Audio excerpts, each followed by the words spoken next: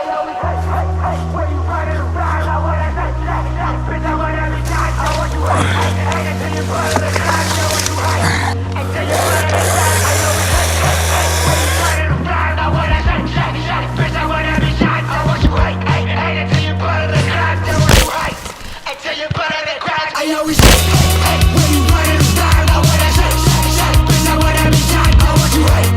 vas en faire un peu?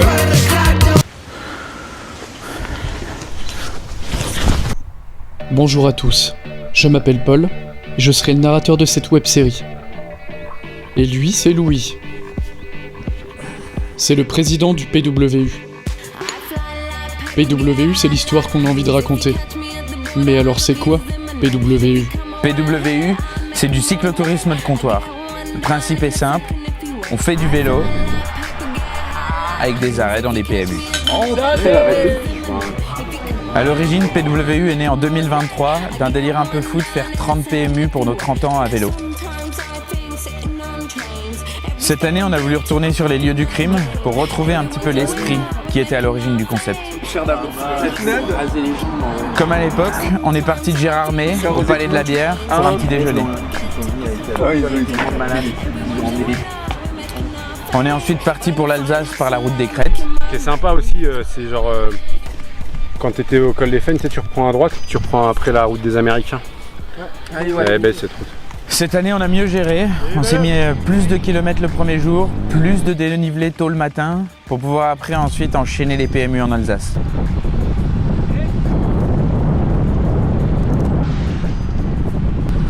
Bien que l'aspect sportif soit très important, on n'est pas là pour être dans de la compétition, que ce soit sur le vélo ou au bar. D'ailleurs, on n'est pas les seuls. Du sport uniquement pour le plaisir et sans la notion de performance, ce n'est pas quelque chose de nouveau. Par exemple, fondé en 1938 en Malaisie, le Triple H est un club de course à pied non compétitif. Ils se définissent comme un club de boissons avec un problème de course à pied.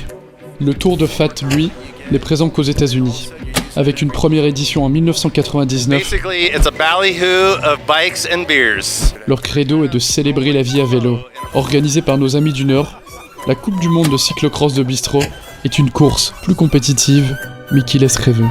Les initiatives sportives et décalées pullulent sur la planète, comme le marathon de la bière en Belgique, ou le championnat du monde de portée de femmes en Finlande, ou la fameuse Rolling Cheese en Écosse, qui montre à quel point le corps humain est élastique et résistant au choc.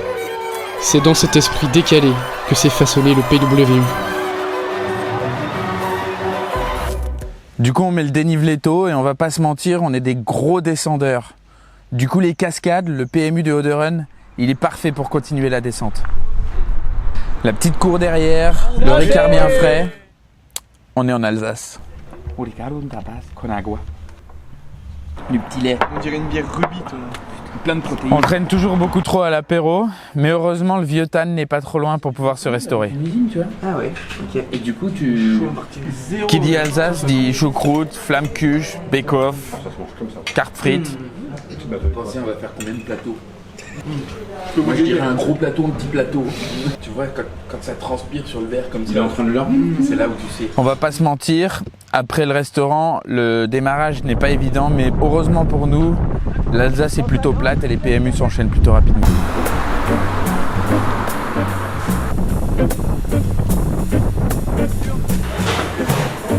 On a deux véritables institutions en Alsace où on aime s'arrêter. Le Tendre Mitron, là où on nous a appris à parier sur les chevaux la toute première fois. Et le Moonlight, là où on a toujours de la place pour pouvoir se poser, boire un verre, parier, gratter. C'est un simple ou un double? C'est un simple placé. Non mais le Ricard.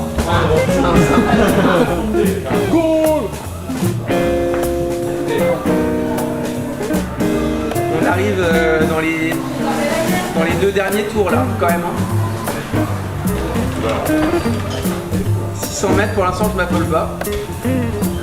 Je vais peut-être me lever à 300 mètres par contre. Ah non, alors ça c'est non. Je vous envoie du décodeur, c'est pas possible. S'il vous plaît. S'il vous plaît. À force de fréquenter ces endroits, on s'est vraiment rendu compte qu'ils pouvaient être en difficulté. Et du coup, on est très content de voir que ça fait plaisir aux patrons de nous recevoir quand on arrive avec nos vélos. Surtout, on ne fait pas que remplir les gourdes.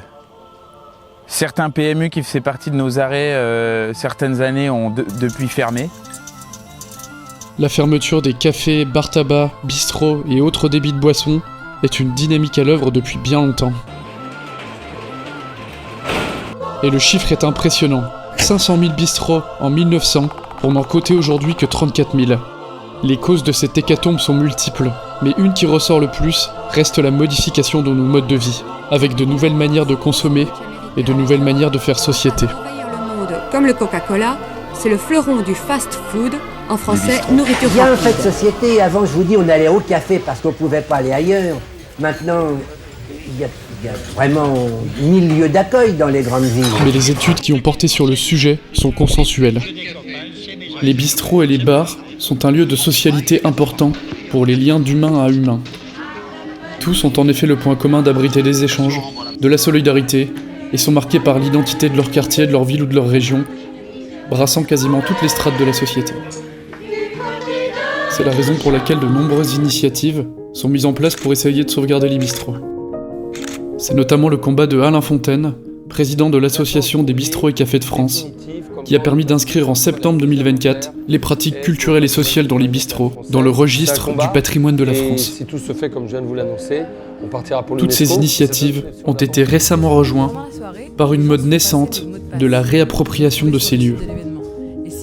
Le fer de lance de ce mouvement est probablement Guillaume Blot, photographe, mais avant tout amateur de bistrot. Son livre RAD, un tour de France des bistrots en photo, permet de nous plonger sans modération dans ces ambiances pittoresques.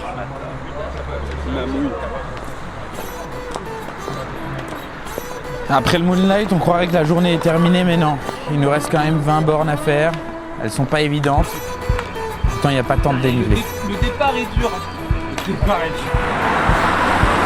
On a un objectif en tête, Fessenheim, là où on fera la nuitée.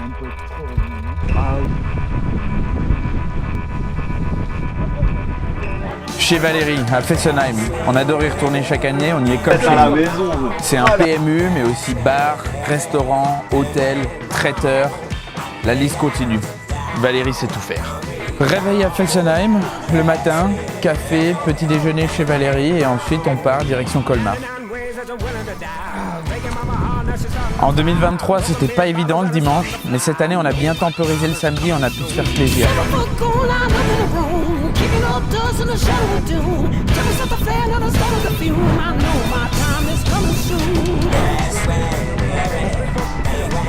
Au New Sporting à Colmar, on a découvert le perroquet sauvage.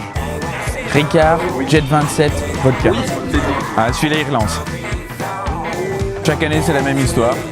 On se met le dénivelé au début et on oublie qu'on se le retape à la fin. Quelque part ça nous fait du bien, on élimine un petit peu les excès du week-end. Mais il n'y a rien de plus jouissif que d'arriver en haut du col et de savoir qu'il reste juste la descente jusque dans les Vosges pour retrouver le palais de la bière.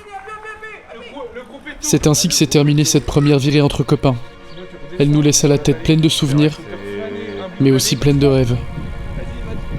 Après tout, peut-être qu'on n'était pas les seuls à voir aussi le sport de cette manière, à vouloir bouger, se dépenser, sans forcément performer. En fait, c'est sûr qu'on n'était pas les seuls. Le moment était donc venu d'essayer d'ouvrir la communauté à d'autres, à qui le veut. Alors voilà, si vous ne vous retrouvez pas dans cette obligation de devenir la meilleure version de vous-même, dans l'entraînement sportif millimétré, dans ce besoin de vouloir sans cesse se dépasser, et que vous aimez quand même le sport, vous n'êtes pas seul.